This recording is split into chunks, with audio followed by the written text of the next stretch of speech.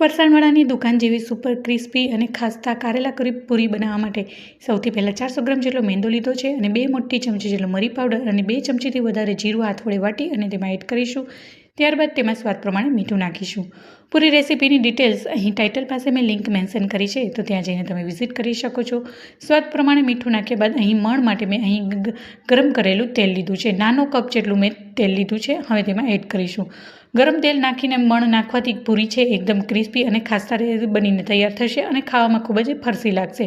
તો જો મણ પરફેક્ટ અને સરખું હશે તો પૂરી છે એકદમ ખાસ્તા બનશે, અને જો મણ વ્યવસ્થિત નહીં હોય તો પૂરી છે ચવડ બનશે અને ખાવામાં પણ સારી નહીં લાગે. હવે ચમચાની મદદથી સારું મિક્સ કરી અને લોટને મણ આવી રીતના સારી રીતના મિક્સ કરી લઈશું.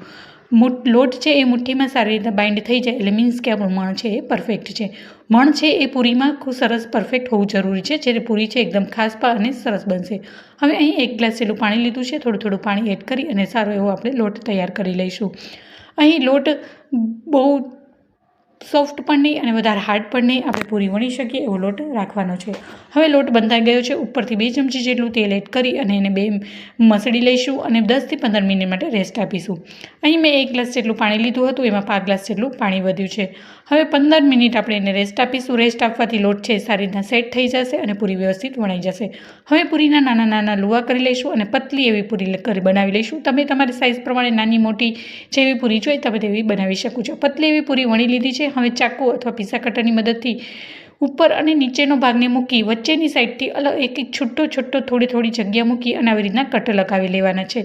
કટ લગાવ્યા બાદ ઉપરથી આવી રીતના રોલ કરી ઉપરથી નીચેની સાઈડ રોલ કરતું આવવાનું અને બંને બાજુની સાઈડને આવી રીતના આપણે પ્રેસ કરી લઈશું. તો આવી જ રીતના બધી જ કારેલી પૂરી બનીને રેડી થઈ ગઈ છે. હવે એને ફ્રાય કરી લઈશું.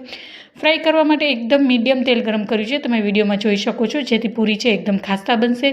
અને જેમ તેલ ગરમ થશે એમ ધીમે ધીમે પૂરી છે એ ઉપર આવવા લાગશે અને જેમ પૂરી ફ્રાય થશે એમ અંદર કારેલીના જેટલા લેયર આપણે કર્યા છે એ બધા થોડા ખુલતા દેખાશે. Medium two high flame fry કરવાથી પૂરી છે એકદમ ક્રિસ્પી અને ખાસ્તા બનશે અને અંદરથી સારી રીતના કૂક થઈ જશે. અહીં ફ્રાય કરવામાં વધારે ગરમ ઉકળતું તેલ ન હોવું જોઈએ. જો વધારે ગરમ તેલ હશે તો ઉપરથી લાલ થઈ જશે પણ અંદરથી ચવડ રહેશે અને અંદરના લેયર છે એ કાચા રહી જશે. એટલે પહેલેથી છેલ્લે સુધી મીડિયમ ટુ હાઈ ફ્લેમ પર જ આપણે આ કારેલી પૂરીને આપણે ફ્રાય કરીશું અને ક્રિસ્પી થાય અને બદામી કલર આવે ત્યાં સુધી આપણે આ પૂરીને ફ્રાય કરીશું. આ કારેલા પૂરી તમે ચા કે કોફી સાથે ખૂબ જ ટેસ્ટી એવી લાગે છે. ચોક્કસથી આ રેસીપી ઘરે ટ્રાય કરજો. ઘરમાં બધાને ભાવશે અને ચા સાથે સવારે નાસ્તામાં તો ખૂબ જ સ્વાદિષ્ટ એવી લાગે છે.